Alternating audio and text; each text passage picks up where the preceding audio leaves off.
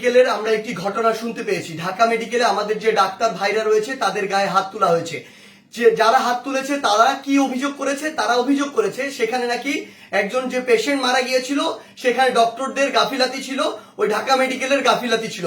এখন প্রশ্ন হচ্ছে যে ডক্টরদের বা ঢাকা মেডিকেলের যে গাফিলাতি ছিল কিনা এটি নির্ধারণ আপনি কিভাবে করতে পারেন, কোন এক্সপার্টিজের ভিত্তিতে এটি নির্ধারণ করতে পারেন এবং এই অথরিটিটা আপনাকে কে দিয়েছে? যদি কোনো গাফিলাতি থেকে থাকে, ডক্টরের হোক, প্রশাসনের হোক, কিংবা যে কারো হোক, কিংবা কর্তৃপক্ষের হোক, অবশ্যই তার বিচার হবে। তার বিচার একটি প্রক্রিয়াধীন প্রক্রিয়া হবে, একটি তদন্তের মাধ্যমে হবে। সেই অভিযোগটি আপনি বিএমডিসি তে করতে পারেন কিংবা সেই অভিযোগটি আপনি প্রশাসনের কাছে করতে পারেন। কিন্তু আপনার কি অভিজ্ঞতাটুকু রয়েছে, আপনার কি দক্ষতাটুকু রয়েছে যে একজন ডক্টর তার সাথে গাফিলতি করেছে কিনা সেটি যাচাই করার? আমাদের সবচেয়ে বড় এখন যে সমস্যাটি হয়ে গিয়েছে, আমরা এই বাঙালিরা অধিকাংশ ক্ষেত্রে অধিকাংশ বাঙালি নিজেদেরকে সব জায়গার দক্ষ মনে করি এবং সব জায়গায় নিজের নাক গলাতে যাই।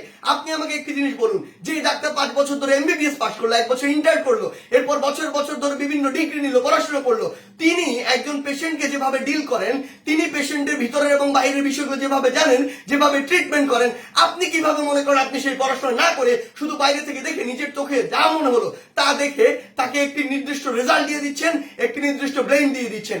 আমাদের জায়গা থেকে স্পষ্ট বার্তা, এরকম একটি ব্লেম দিয়ে আসলে যখন আপনি একজন ডক্টরের গায়ে হাত তুলেন তখন আপনি যে কাজটি করেন সেটি আমরা বৈষম্য বিরোধী ছাত্র আন্দোলন আমাদের জায়গা থেকে কোনোদিনও সমর্থন করতে পারি না। আপনাদের যদি কোনো অভিযোগ থাকে সেই অভিযোগটি আপনি জানাতে পারতেন। আমরা জানি আমাদের এই পুরো প্রসেসটিতে, এই ছাত্র জনতার অভ্যুত্থানে ডক্টররা কিভাবে ওই হসপিটালের ভিতর থেকে, ওই ইমার্জেন্সি থেকে তাদের ভূমিকাটি রেখেছে। আমরা দেখেছি যখন কিছু সরকারের পাঁচাটা স্পিরিট, ডক্টরদের যে স্পিরিট, সেই স্পিরিটটি যাদের মধ্যে নাই এমন গুটি কয়েক ডক্টর যখন ওই ছাত্র জনতার গণঅভ্যুত্থানে আমাদের আহত ভাইদের চিকিৎসা দিতে বাধা দিচ্ছিল, তখন অধিকাংশ ডক্টর নিজের জায়গা থেকে রিস্ক নিয়ে আমাদের ওই ভাইদেরকে চিকিৎসা দিয়েছিল।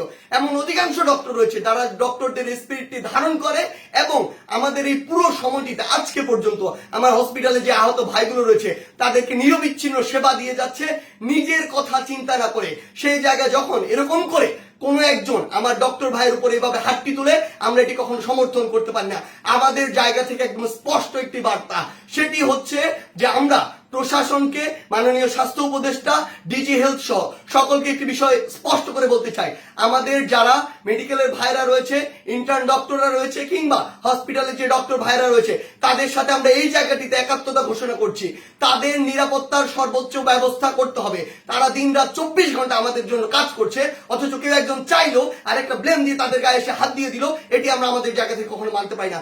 আমাদের জায়গা থেকে একটি স্পষ্ট বার্তা হচ্ছে তাদের এই নিরাপত্তার ব্যবস্থাটি করতে হবে। এবং গতকালকে ঢাকা মেডিকেলে যদি ওই পেশেন্টের মৃত্যুর জন্য কোনো কর্তৃপক্ষের হোক, ডক্টর হোক গাফিলাতি থেকে থাকে, তদন্ত সাপেক্ষে তার যেমন বিচারের আওতায় তাকে আনতে হবে।